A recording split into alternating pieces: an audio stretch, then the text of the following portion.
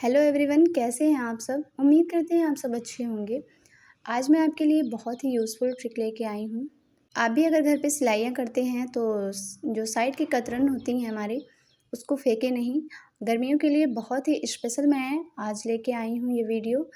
तो यहाँ से मेरा फैब्रिक जो है ये बचा हुआ था और इसका जो ओरिजिनल कलर है ना वो दिख नहीं रहा है। तो फ़िलहाल चलिए मैं वीडियो स्टार्ट करती हूँ। तो यहाँ मैंने फैब्रिक लेना है डबल फोल्ड में 11 and half, 11 and half, 11 and half, 11 and half. इसकी लेंथ विड्थ जो होगी इक्वल होगी, ठीक है। तो यहाँ से डबल फोल्ड में इस तरह से आपको फैब्रिक ले लेना है और फिर उसके बाद से ये देखिए यहाँ से ये फैब्रिक मैंने डबल लिया हुआ है। टू कलर्स में मैंने थ्रेड लिया हुआ है और इसे ये देखिए टू कलर्स में ही थ्रेड को मैंने इस तरह से इसे बॉबिन में अपने भर लिया है। इन धागों को कैसे यूज़ करना है अभी मैं वो भी आपको डिटेल्स में बताऊंगी। तो यहाँ पे ये देखिए जब मैंने 2 कलर के धागे भरे हैं तो बॉबिन से पेज को थोड़ा सा मैंने ढीला किया हुआ है।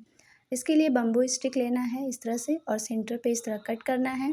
यहाँ पे मैंने यूज़ किया है स्टील की एक पाइप का और यहाँ पे ये देखिए साइड में जो बॉर्डर मैं लगाऊंगी यहाँ पे स्ट्रिप, उसके लिए मैंने ये फैब्रिक लिया है।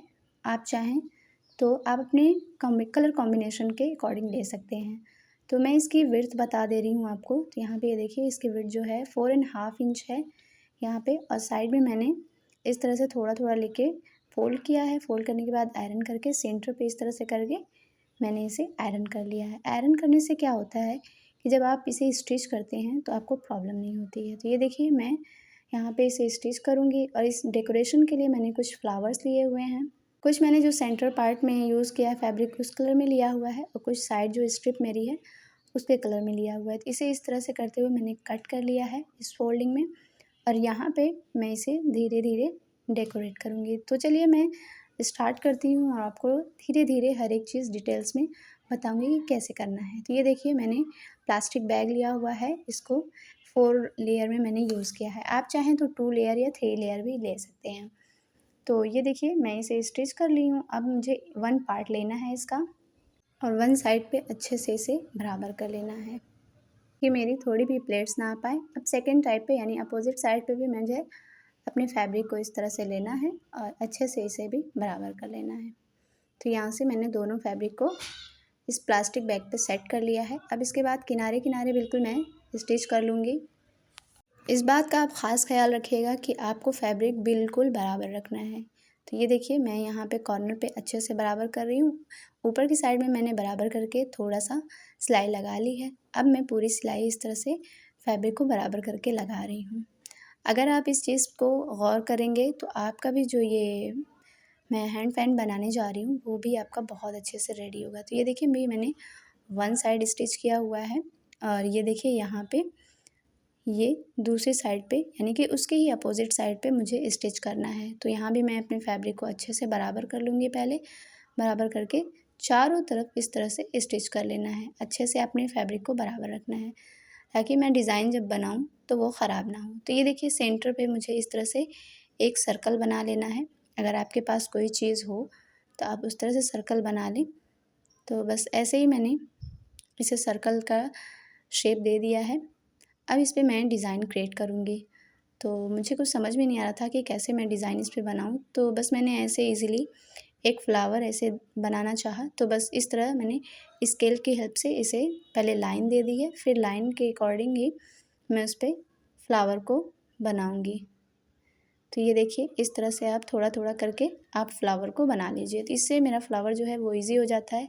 यहाँ पे एक जो लाइन मेरी थी वो थोड़ी सी तिरछी हो गई थी, इसकी वजह से फूल जो था मेरा सेट नहीं हो पा रहा था, तो मैंने उसे सेट कर लिया। अब थ्रेड देखिए दोनों थ्रेड को मैंने साथ में यूज़ किया है इस तरह से और बॉबिन में भी मैंने दोनों थ्रेड को साथ में ही फिल कर लिया था। अब डिज़ाइन पे मुझे इस तरह से बना लेना है। तो ये देखिए जो भी मैंने चॉक से निशान लगाए हैं उन्हीं निशानों पे अपनी सिलाई को लगा लेना है और बहुत केयरफुल होके, अगर थोड़ा भी टेढ़ा होगा तो आपकी डिज़ाइन जो है वो अच्छी नहीं लगेगी।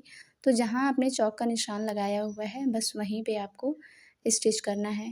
पहले स्टार्टिंग में जब मैं ये चीज़ें बनाती थी तो मुझे उतना परफेक्ट किसी चीज़ का अंदाज़ा नहीं था।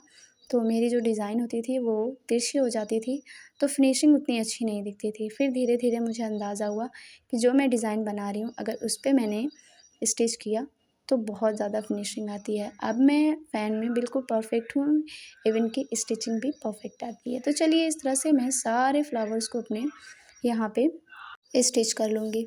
आप चाहें तो इस पे 2 से 3 राउंड भी लगा सकते हैं कि मैंने डबल थ्रेड लिया हुआ है, इसलिए मैं सिंगल राउंड पे ही इसे स्टिच कर ली हूँ।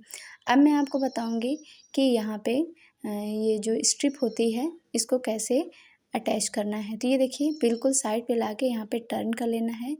इस पे मैंने एक स्पेशल वीडियो और भी बनाई हुई है। तो ये देखिए यहाँ से मैंने टर्न किया, टर्न करने के बाद जो निशान पड़ रहा है उसी पे डबल फ़ोल्ड करना है।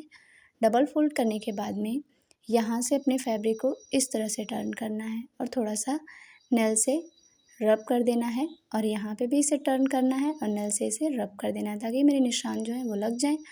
और यहाँ से चॉक से मैं निशान को डार्क कर दूँगी। जो चॉक से मैंने निशान लगाया हुआ है, इन्हीं निशानों पे मैं सिलाई कर लूँगी। तो यहाँ से मैंने स्टिच कर लिया है अपने स्ट्रिप को। अब मैं आपको बताऊँगी कि इसे क्या करना है, कैसे यूज़ करना है।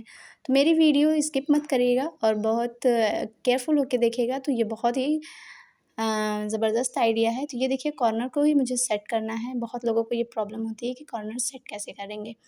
तो अब एक्स्ट्रा पार्ट जो है वो कट कर लेना है फैब्रिक, क्योंकि मेरा बिल्कुल परफेक्ट आ रहा था, छोटा नहीं हो रहा था, बड़ा नहीं हो रहा था। तो यहाँ से देखिए कॉर्नर मेरा बिल्कुल परफेक्ट हो गया है।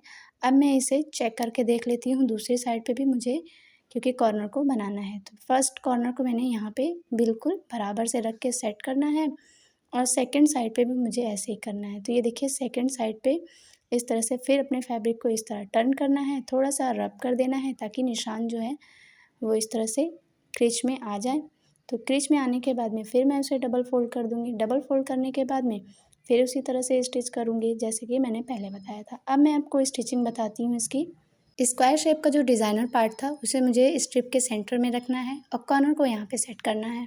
मैंने ऐसे सारे कॉर्नर को सेट कर लिया है और इसी तरह से इसे स्टिच भी करूँगी। तो चलिए मैं आपको बताती हूँ कि स्टिच कैसे करेंगे। तो अभी जो मैंने सेट किया हुआ था सेम वैसे ही आपको सेट करना है अपने स्ट्रिप को, यानी डिज़ाइनर पार्ट को सेंटर में रखना है स्ट्रिप के और यहाँ पे बिल्कुल किनारे-किनारे सिलाई लगा लेनी है। अब आपको थोड़ा-सा अंदाज़ा लग गया होगा कि जो मैंने स्ट्रिप को आयरन करने के लिए बोला था, क्यों बोला था? क्योंकि जब मैं स्टिच करूँगी इसे, तो जो डाउन पार्ट है मेरा, वो भी साथ में ही स्टिच हो जाएगा।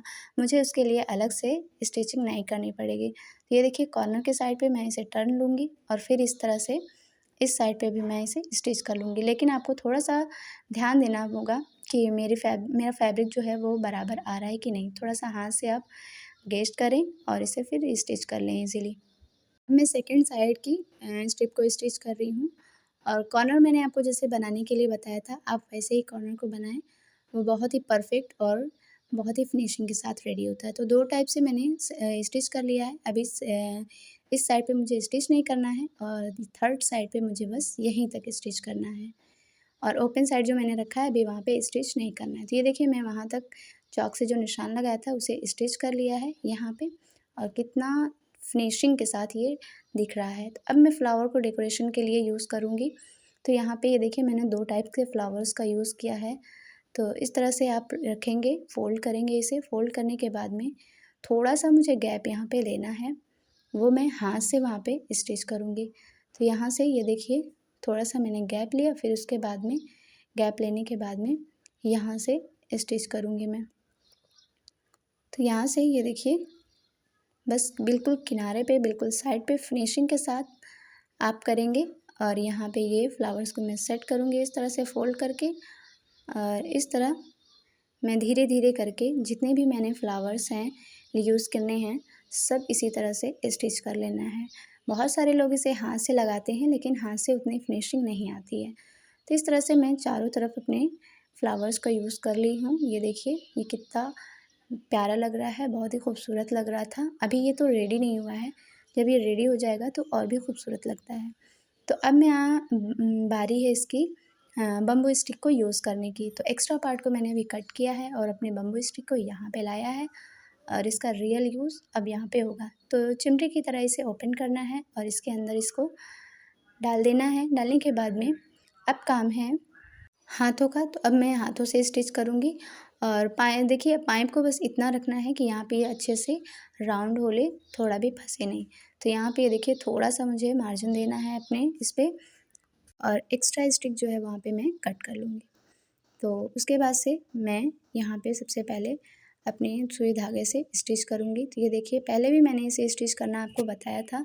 तो ये देखिए, यहाँ पे इस तरह से कई बार आपको इस तरह स्टिच कर लेना है।